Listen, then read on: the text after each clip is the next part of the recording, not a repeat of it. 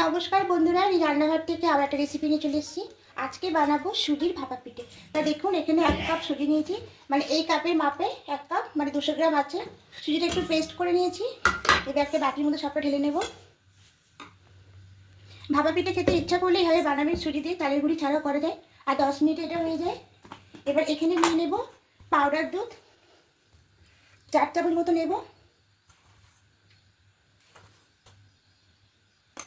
এবার খুব ভালো করে মিশিয়ে নেব। এবার এখানে নেব অল্প পরিমাণে লবণ, মানে পরিমাণ মতো লবণটা নিতে হবে।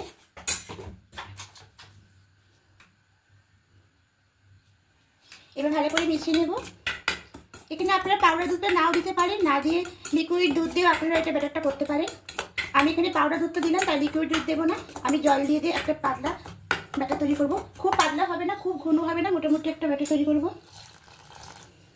অল্প জল দিয়ে দেবো, দিয়ে মিশে থাকবো। দেখুন, এবার মিক্সড করে নিয়েছি। এবার এখানে 1 চামচ বেকিং পাউডার দেবো।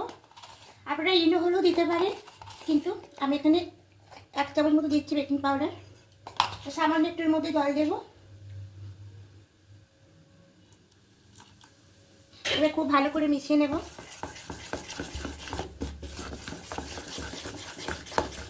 এখন খুব ভালো করে মিশিয়ে নিচ্ছি। মিশিয়ে ঠিক এরকম হবে, এরকম থাকবে।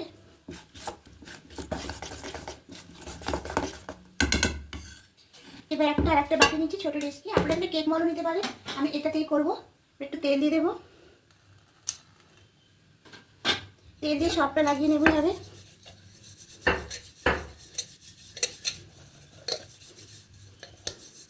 সব দিকে লাগিয়ে নিয়েছি।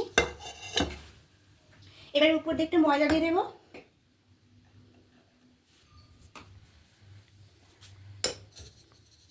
এইভাবে করে চারিদিকে ময়দাটা লাগিয়ে নেব।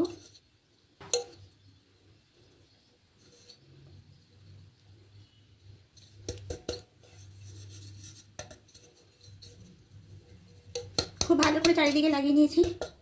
দেখুন, এইভাবে লাগিয়ে নেব। এবারে ময়দাটাকে জড়িয়ে নেব।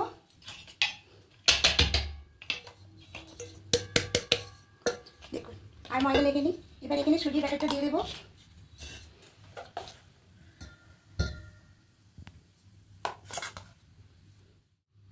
দেখুন, এইভাবে পুরোটা সমান করে নিয়েছি। এবার এর উপর দিয়ে দেবো নারকেল কোড়া।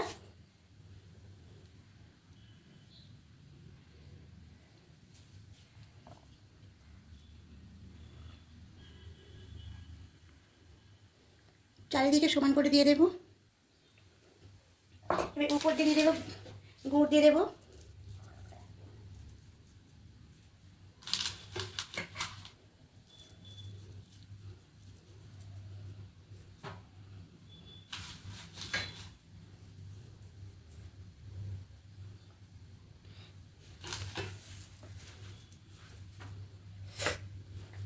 আবার উপর দিয়ে বাকি সুজির ব্যাটারটাকে দিয়ে দেবো, আর একটু নারকেল কোড়া দেবো।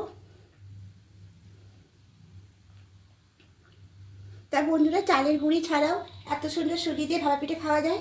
তা একবার করে দেখবেন, খেয়ে খুবই ভালো লাগে, আর একদম অল্প সময় 10 মিনিটে হয়ে যায়।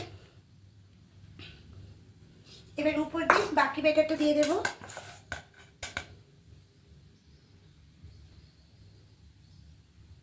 উপর দিয়ে ব্যাটারটা দিয়ে আবার এরকম করে নিচ্ছি।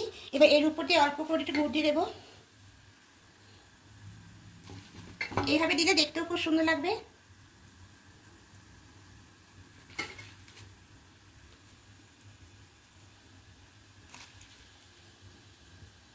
এবার একটু নারকেল কোড়াও দিয়ে দেবো উপর দিয়ে।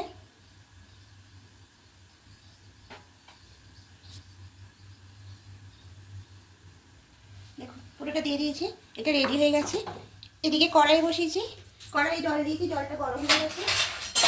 আগে থেকেই বসিয়ে রেখেছিলাম।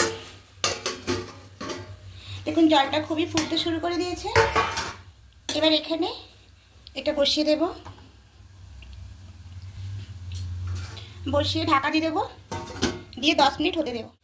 এবার ঢাকাটা খুলে নেব।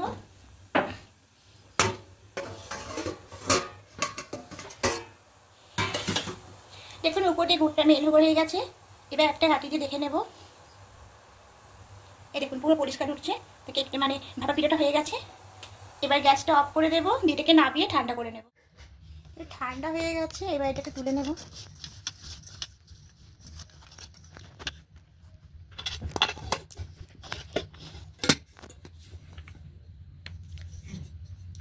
দেখুন কত সুন্দর হয়েছে। এবার এটাকে তুলে নেব। দেখুন কত সুন্দর হয়েছে। এভাবে একবারে করে ভাপা পিঠা করলে খেতে খুব ভালো লাগে। এবার পিস করে কেটে নেব।